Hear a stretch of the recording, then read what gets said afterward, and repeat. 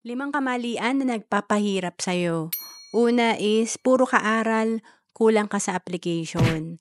Madalas kasi, talagang alam naman natin yung gagawin natin, pero dun sa execution talaga, dun nagkakaiba ang successful at hindi successful.